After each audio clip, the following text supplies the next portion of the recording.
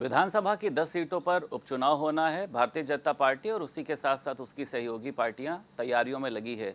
राष्ट्रीय लोकदल के हमारे साथ नेता भी हैं और उत्तर प्रदेश सरकार में कैबिनेट मंत्री हैं अनिल कुमार जी। ये बताइए, लगातार तैयारियां चल रही हैं, विपक्ष भी अपनी तैयारी कर रहा है, आप लोगों की तैयारी क्या है? तैयारी बहुत मजबूती से ज़मीनी स्तर पर चल रही है। कल भी जो माननीय मुख्यमंत्री जी ने दो लोगों को लगाया था, दोनों उप मुख्यमंत्री जी हमारे लगे थे, प्रदेश अध्यक्ष जी और संगठन महामंत्री जी, खुद माननीय मुख्यमंत्री जी ने 2 सीटें ली थी। उसी परिप्रेक्ष्य में कल भूपेंद्र सिंह जो भारतीय जनता पार्टी के जिला अध्यक्ष है, वो कल मीरापुर में हम लोगों की बैठक हुई थी। उसमें दोनों ही दलों के जो कार्यकर्ता हैं, जो संगठन के कार्यकर्ता हैं, संगठन की जो रीढ़ है, उनकी बैठक ली गई और उनको आवश्यक दिशा निर्देश दिए गए कि ज़मीन पर उतरकर लोगों के बीच में जाकर काम करें और मजबूती से हमें इस चुनाव को लड़ना है। यही एक रणनीति तय की गई वहाँ। सीटों को लेकर कोई चर्चा हुई लगातार? ये है, जयंत चौधरी तो लखनऊ तक भी आ गए थे, पहले चर्चा चल रही थी आरएलडी 3 सीटें मांग रही हैं, फिर ये हुआ कि 1 सीट, जहाँ तक मीरापुर को लेकर, तो कुछ सीटें भी मिल रही हैं कि नहीं मिल रही हैं? देखो सीट है, देखो ऐसा ना, मीरापुर तो हमारी अपनी सीट है। चंदन जी वहाँ से एमएलए थे, वो अब एमपी हो गए, तो वो तो परंपरागत सीट हमारी ही है। वहाँ तो राष्ट्रीय लोकदल का लड़ेगा। बाकी एनडीए की एक अपनी स्ट्रेटेजी है, एनडीए एक अलग तरीके से काम करता है। अब आपके सामने एक उदाहरण होगा, जैसे सवार पे जब चुनाव हुआ था, जब सवार पे उपचुनाव हुआ था तो एनडीए ने वो सीट जो है अपने सहयोगी दल को दी थी, ठीक है, और वहाँ मुस्लिम प्रत्याशी लड़ाने का काम किया था और वो जीत कर भी आया था। फॉर्मूला हमारा कामयाब रहा।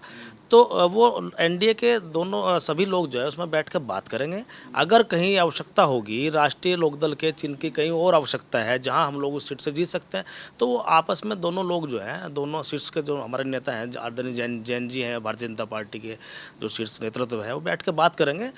जो भी ऐसी सीट होगी उस पर जो है रणनीति के हिसाब से काम होगा। मकसद ये है कि हम 10 की 10 सीटें अच्छी फाइट कैसे करें और उन पर जीत दर्ज करें, ये मेन मकसद है। इस बार तो बसपा सुप्रीमो भी, जो बहुजन समाज पार्टी है, कह रही है कि हम भी 10 सीटों पर चुनाव लड़ेंगे। वक्फ के मुद्दे को लेकर जाएंगी, नुज़ूल के मुद्दे को लेकर ये लोग लोगों के बीच में जाएंगे कि भारतीय जनता पार्टी ने भ्रमित करने का, नुकसान पहुंचाने का काम किया है। असल में जो है ना, बहुत देर हो चुकी है। अब जहाँ बहुजन समाज पार्टी का जो बेस वोट है वो भी खिसक चुका है।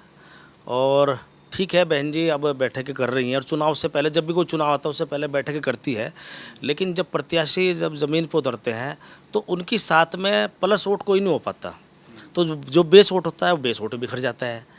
ऐसे ही जो है सब चुनाव में ऐसे होता है। निश्चित रूप से आज जो बहुजन समाज पार्टी का जो बेस वोट है, दलित समाज, विशेषकर जो दलित समाज है, वो भी एक ऐसी असमंजस की स्थिति में है। वो निश्चित रूप से जहाँ उनके व्यक्ति है, वो अपने व्यक्तियों के हिसाब से जुड़कर चल रहा है, उनको मजबूत करने का काम कर रहा है।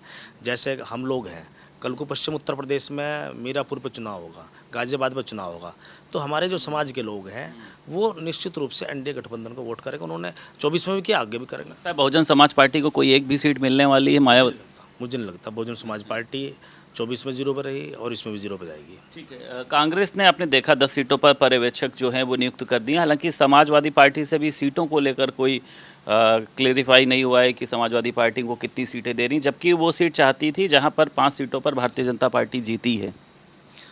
5 सीटों का दावा उनके प्रदेश अध्यक्ष ने ज़रूर किया है, पर मुझे नहीं लगता वो एक भी सीट उनको देंगे। एक जो है, एक ऐसा प्रयास जो है उन्होंने किया है, अपने 10 सीटों पर पर्यवेक्षक नियुक्त किए हैं ताकि एक दबाव बनाने की मेरे ख्याल समाजवादी पार्टी में कोशिश किया, पर मुझे नहीं लगता समाजवादी पार्टी को कोई सीट देगी। अच्छा, आपने कन्नौज में देखा, समाजवादी पार्टी के जो नेता हैं नवाब सिंह यादव, उनका एक वीडियो वायरल हुआ एक बच्ची के साथ अभद्रता करते हुए, उस पर समाजवादी पार्टी की तरफ से कोई स्टैंड नहीं आया। तो जब समाजवादी के लोगों की प्रवृत्ति यही है, जब समाजवादी पार्टी की सरकार होती है तो गुंडई इंतहा करती है। लेकिन आज भी आप देख लो, जो समाजवादी पार्टी के लोग हैं, उनके पदाधिकारी हैं, किस प्रकार गुंडागर्दी करते हैं। यही तो उत्तर प्रदेश इसी से तो बाहर आया है। जब से भारतीय जनता पार्टी की सरकार आई, महाराज जी की सरकार आई है, उनके नेतृत्व में सरकार चल रही है, तो गुंडागर्दी समाप्त हुई है। महिलाओं की सुरक्षा को लेकर सबसे बड़ा सवाल समाजवादी पार्टी की सरकार में होता था। आज उन सबसे निजात मिली है। आज विकास भी हो रहा है, युवाओं को रोज़गार मिल रहा है, किसान खुश है, हर वर्ग जो है सरकार में खुश है। यही एक आम आदमी को चाहिए जो मिल रहा है। और समाजवादी पार्टी के तो ये जो है ना एक तरह से डीएनए में है, झगड़ा टांटा करना, कब्जे करना और जो है ये गुंडई करना, छेड़खानी करना, ये बहुत शुक्रिया बात करने के लिए। उत्तर प्रदेश सरकार में कैबिनेट मंत्री अनिल कुमार हमारे साथ मौजूद थे। लखनऊ से वीडियो जर्नलिस्ट अरविंद के साथ संदीप खेर, भारत समाचार।